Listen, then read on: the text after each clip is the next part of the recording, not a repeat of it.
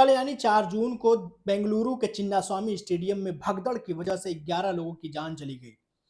उस हादसे के बाद से ये तय हो नहीं पा रहा कि इसमें गलती किसकी है। सरकार की गलती है, प्रशासन की गलती है या फिर उस स्टेडियम की देखभाल करने वाले उन लोगों की गलती है, वहाँ के अधिकारियों की गलती है। ये तय नहीं हो पा रहा है। सब एक दूसरे के सिर पर ठीकरा फोड़ रहे हैं। सब ये कहने में लगे हुए हैं, सब अपना पल्ला झाड़ने में लगे हुए हैं कि हमें तो मालूम नहीं था। लेकिन भाई, किसी ने तो उन लोगों को आमंत्रण दिया ही होगा। अचानक से इतने लोग अगर पहुंच रहे हैं तो कहीं ना कहीं से तुमको खबर लगी होगी।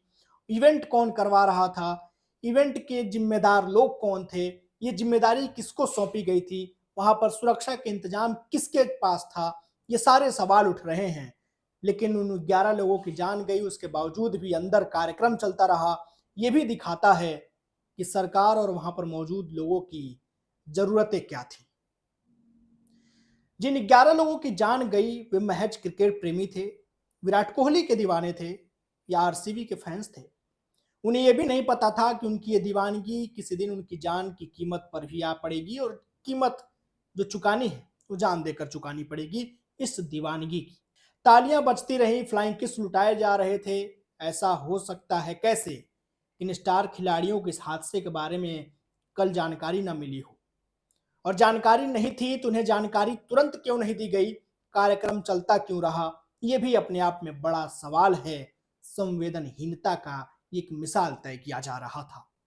भगदड़ के बाद भी जश्न मनाया जा रहा था, यह सवाल उठना लाजमी है। विजयी भाषण क्यों चल रहा था, सरकार खिलाड़ियों की पीठ क्यों थपथपा रही थी जब बाहर स्टेडियम के लोगों के जान चली गई। मान लेते हैं कि जश्न मना रहे खिलाड़ियों को बाहर से हुई भगदड़ और लोगों की मौत की कोई जानकारी नहीं थी, लेकिन क्या सरकार के कर्ता धर्ता भी इससे अनजान थे? आखिर उप मुख्यमंत्री डीके शिव कुमार कप उठाने स्टेडियम के अंदर क्यों पहुंचे थे? उनका इस कप की जीत में क्या योगदान रहा था? क्या क्रिकेट और आरसीबी की लोकप्रियता भुनाने की तैयारी थी और उन्होंने सारी व्यवस्थाओं को ताक पर रख दिया? जिस वक्त उनके भीड़ में दबते, जान गंवाते और घायल होते लोगों के साथ होना चाहिए था, उस वक्त वो आरसीबी के कप के साथ थे।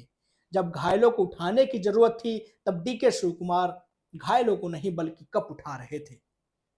कर्नाटक की राजधानी बेंगलुरु में बुधवार को यह सब कुछ हुआ, पूरी दुनिया ने देखा। बेंगलुरु पुलिस ने समारोह के लिए रविवार का दिन सुझाया था, यह भी अपडेट आ रहा है, क्योंकि उस दिन कोई कार्य दिवस नहीं होता है। ट्रैफिक की समस्या भी देखने को कम ही मिलती है।